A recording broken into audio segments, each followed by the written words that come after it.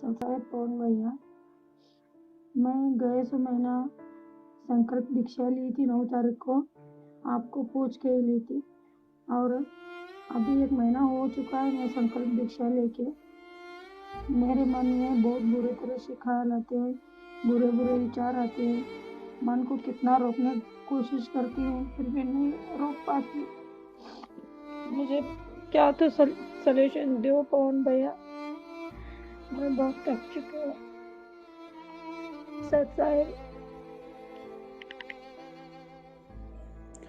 सच्चाई बहन जी आपकी बातों से जाहिर होता है आप परमेश्वर की बहुत अच्छी आत्मा है। और ये काल जो है ये इतनी जल्दी हमें सदगुरु से कनेक्ट नहीं होने देता, लेकिन मन में विश्वास होना चाहिए। फिर चाहे संकल्प नाम दीक्षा हो या चाहे नाम दीक्षा हो, दोनों एक ही बात है। और ये स्थिति केवल आपके साथ नहीं है बहन, ये स्थिति दास के साथ भी हो चुकी है और आगे भी हो जाए कोई बड़ी बात नहीं है बहन, क्योंकि मन रूप में काल सदा हम सब के साथ में है। लेकिन गुरुजी ने इस मन को नीचे गिराने का एक ही तरीका बताया बहन, ये हमारे अंदर कैसे भी प्रेरणा करे, हमारे अंदर कैसे भी गंदे विचार लाए।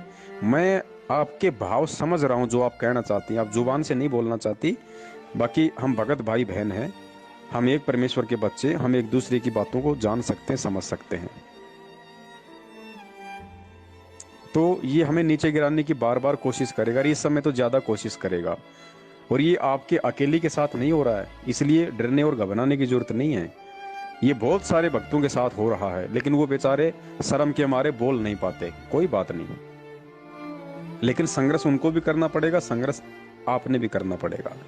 और संघर्ष का तरीका गुरुजी ने यही बताया, सत्संग।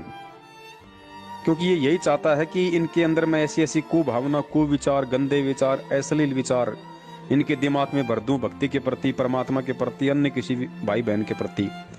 तो ये सत्संगों के ऊपर चिंतन कम, और इन बातों को सोच सोच के अपना समय और समय से बर्बाद कर दे कि मेरे अंदर ऐसे विचार क्यों आ रहे हैं, क्या परमात्मा मेरे से राजी नहीं है, क्या मेरी कोई मर्यादा टूट गई। कुछ नहीं टूटा भगत जी, कुछ नहीं हुआ। ये काल की सूक्ष्म चाल है, वो हमें इस तरह की चिंताओं में डाल के हमारा समय और समय से बर्बाद करना चाहता है। अगर परमेश्वर के प्रति आपके मन में कोई अश्लील या घटिया गंदे विचार आ रहे हैं तो बिल्कुल टेंशन मत करना बहन। इस परमेश्वर के ऊपर ना कोई गाली काम करती है, ना कोई गंदे विचार काम करते हैं, ना कोई अश्लील बातें काम करती हैं। कुछ काम नहीं करता इसके ऊपर, क्योंकि ये जीव संज्ञा से बाहर है, इसके ऊपर कुछ काम नहीं करेगा। इसलिए ये सोच के कि ये विचार, ये भावनाएं भी वो परमेश्वर ही ठीक करेगा। इसलिए हर स्थिति में हमने परमेश्वर का सत्संग सुनते रहना है, चाहे कितना ही हमको दबाने की कोशिश क्यों ना करे। और एक समय ऐसा आएगा, इसकी खुराक जब डाउन हो जाएगी और आत्मा की खुराक जो गुरुजी का सत्संग है, गुरुजी की भक्ति है, गुरुजी का सत्संग सुनना, शब्द सुनना, तीनों समय की आरती करना, घर में जोत जलाना, ये आत्मा की खुराक है। ये हमें करते रहना है, इसको अपना काम करने दो। गंदे व्यक्ति का काम होता है गंदगी फैलाना, और अच्छे व्यक्तियों का काम होता है उस गंदगी के ऊपर पर्दा डालना। तो ये मन है, ये गंदा है, ये गंदगी फैलाएगा। और हम उस परमेश्वर की आत्माएं हैं, हम अच्छे की श्रेणी में हैं, इसलिए हमने सत्संगों को ही आधार बनाना पड़ेगा। तो घबराने की बहन बिल्कुल भी जरूरत नहीं है, उसको अपना काम करने दो, हमने अपना काम करना है। जब वो मन अपना काम करने से बाज नहीं आ रहा तो हम सतगुरु की भक्ति करने से कैसे बाज आ जाएं। और फिर देखो एक दिन जीत हमेशा सत्य की होती है। तो घबराने की जरूरत नहीं है बहन, ऐसे ही मन नीचे होगा, आत्मा ऊपर उठेगी। तो इन चीजों से चिंतित होने की आवश्यकता नहीं, बल्कि अपनी भक्ति को और ज्यादा बढ़ाने की जरूरत है। और बारंबार परमपिता परमेश्वर सतगुरु रामपाल जी महाराज जी को दंडवत प्रणाम करके उनसे सद्बुद्धि मांगने की आवश्यकता है, उनसे आत्म शक्ति, आत्म बल मांगने की आवश्यकता है। और वो परमेश्वर जरूर दया करेगा अगर हम इस भक्ति मार्ग के ऊपर टिके रहेंगे तो, भले टूट के फूट के। मालिक कहते ना कि द्वार धनी के पड़ा रहे, चाहे धक्के धनी के खाए, सो काल झकझोर ही पर द्वार छोड़ ना जाए। ये ऐसा मार्ग है, और इस मार्ग पे उस प्रकार की आत्मा सफल होगी। गुरुदेव इस वाणी के माध्यम से समझा रहे हैं कि द्वार धनी के पड़ा रहे, कि नालायक हर स्थिति में अगर तू मेरी शरण में आ गया है, मेरे दर पे आ गया है, इस भक्ति पे लग गया है, तो द्वार धनी के पड़ा रहे, मेरे चरणों में माथा टेक के पड़ा रहना। चाहे धक्के धनी के खाए, चाहे मैं ही तेरे धक्के क्यों ना मारूं। वो धक्के जरूरी नहीं कि मैं तेरी किसी गलती के ऊपर मार रहा हूं, मैं तेरे हिम्मत, धैर्य, विश्वास और साहस की परीक्षा लेने के लिए भी मैं तेरे को धक्के मार सकता हूं। तो द्वार धनी के पड़ा रहे, और परमात्मा कहते हैं चाहे फिर धक्के धनी के खाए, चाहे मेरे धक्के भी क्यों ना खाए तू उल्टा। एक तरफ तो उस परमात्मा का धक्का, और दूसरी तरफ देखो परमेश्वर क्या कह रहे हैं, द्वार धनी के पड़ा रहे चाहे धक्के धनी के खाए, और दूसरी तरफ सो काल झकझोल ही। परमेश्वर कह रहे हैं नालायक, दूसरी तरफ अगर तुझे काल भी धक्के मारे, सो काल झकझोर ही, पर द्वार छोड़ ना जाए। एक तरफ तुझे मैं धक्का मार रहा हूं, एक तरफ तुझे काल धक्का मार रहा है, लेकिन अगर तू मेरी ज्ञान आधारी आत्मा है तो नालायक वो तेरी परीक्षा होगी, और तू मेरा दरबार, मेरे चरण, मेरी भक्ति, मेरी ये मर्यादा, ये मार्ग छोड़ के मत चला जाना, तेरी जीत बहुत नजदीक है। विकट परिस्थितियों में ही परमात्मा अपने भगत के धैर्य की परीक्षा लेता है। गरीब कच्चा हीरा कृच हो नहीं सहे घनमार, ऐसा ये मन हो रहा लेखा ले करतार। ये अंतिम समय है हमारा, क्योंकि हम काललोक में रह रहे हैं, और इस काललोक में ऐसे गंदे और घटिया उसूल हैं, नियम हैं।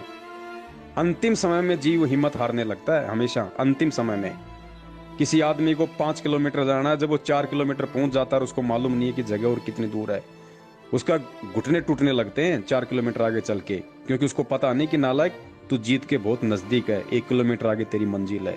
लेकिन काल उसमें ऐसी प्रेरणा कर देता है कि यार पता नहीं कितना दूर होगा, कहाँ होगा, रास्ते में छाया मिलेगी नहीं मिलेगी, पानी मिलेगा नहीं मिलेगा, पहुंच पाऊंगा टाइम पे नहीं पहुंच पाऊंगा।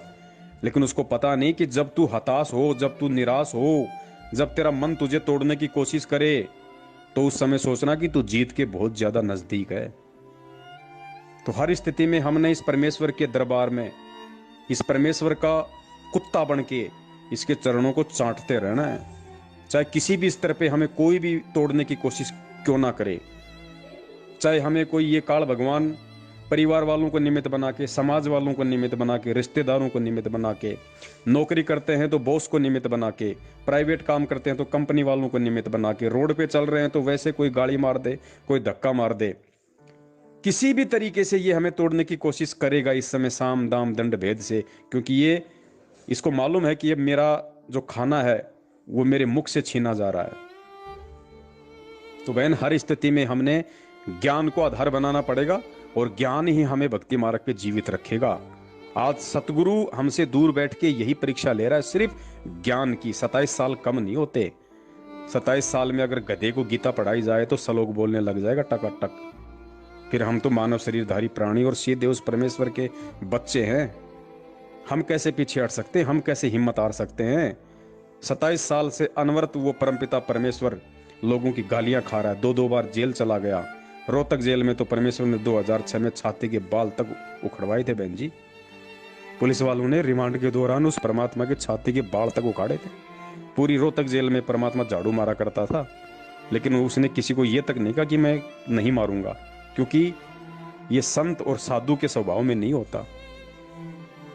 तो बहन, उस परमात्मा ने हमारे लिए इतनी कुर्बानियां दी, हमारे लिए, हम जैसे नीचों के लिए, गंदे नाले के कीड़ों के लिए, जिनकी कोई औकात नहीं, पड़ोसी हमें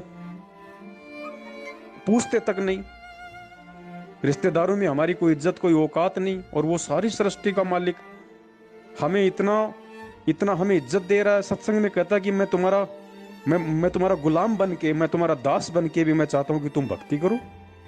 अब क्या बता रहे परमात्मा, हम कारवान हो आए, मैला पे ऊंट बताए।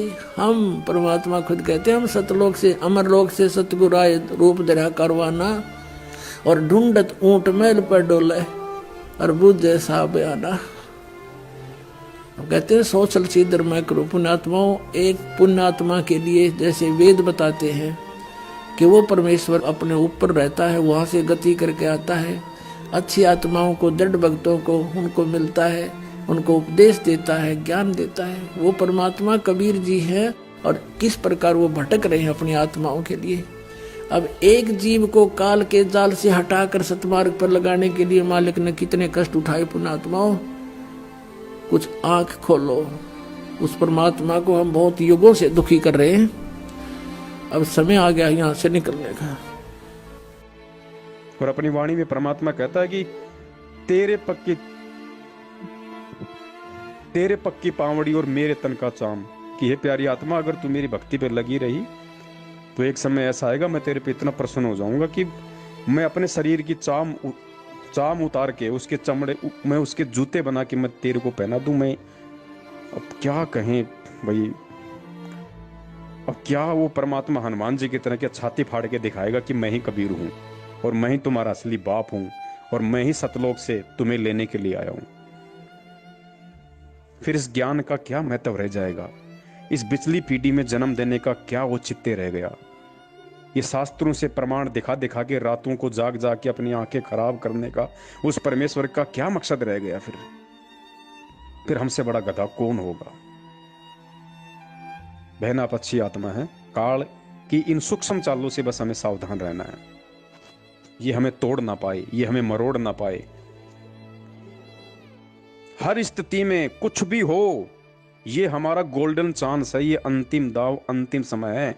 इसके बाद कल्प युगों तक ये मौका हमें नहीं मिलेगा, चाहे हम आज कितने ही कुर्बान क्यों ना हो जाएं। अगर चूक गए तो इस मार्ग से, बहन जी, मंसूर जैसे जो कुर्बानियां हम नहीं दे सकते, वो मंसूर जैसा महान भगत, सम्मन जैसा, सेऊ जैसा जो एग्जाम्पल गुरुजी देते हैं, सदना जैसा, बहन जी, इतनी कुर्बानियां देने के बाद भी आज वो ये धक्के खा रहे हैं।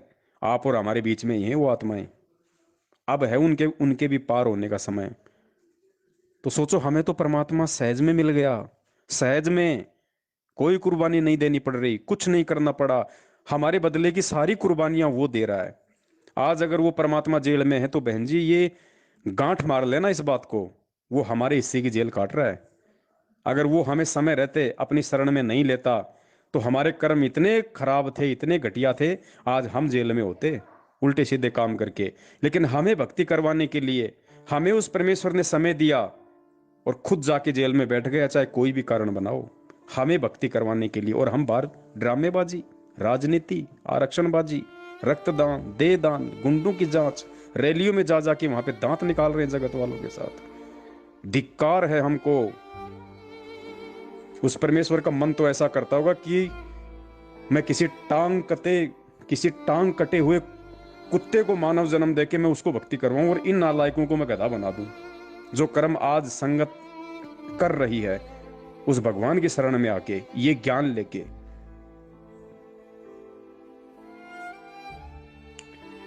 बहुत सारी बातें बहन, समय नहीं इतना, इसलिए दास निवेदन करेगा, आप टूटना मत बहन। ये तोड़ने की कोशिश पूरी करेगा, नहीं टूटना नहीं। और टूट गई तो फिर बहन जी जुड़ोगी नहीं। ये एक अंतिम चांस है, इसके अलावा और कोई भगवान नहीं है, कोई भगवान नहीं है। और आने वाले समय में तो दुनिया इसके चरण चाटेगी। और आज अगर हम जरा सा भी त्रुटि कर गए तो कल को हम उन आने वाली आत्माओं के सामने गर्दन सीधी करके खड़े होने लायक नहीं रहेंगे। वो कहेंगे, गधो, नालायको, नीचो, कमबख्त, तो इतना ज्ञान। और प्रत्यक्ष धरती पे तो उस समय तुम्हारे वो भगवान था, आंखों के सामने तुम्हारे भगवान था और तुम मौका चूक गए। हम बोलने लायक नहीं रहेंगे उस समय। और आज दृढ़ रहेंगे तो कल को दुनिया सैल्यूट मारेगी कि ये है भगत, ये है वो महान आत्माएं। इन आत्माओं को परमेश्वर ने चुना था अपने समकालीन संघर्ष के लिए, एज एग्जाम्पल बनाने के लिए कि भगत हो तो कैसे हो। तो देख लो बहन, आपको कौन सी कैटेगरी में रहना है, नीची गर्दन करके खड़ी रहने वाली कैटेगरी में, या आने वाली आत्माओं के लिए आपको एक उदाहरण बनना है कि भगत कैसे होते हैं। निर्णय आपके हाथ में है। सत्साय, जय हो बंदी छोड़ की।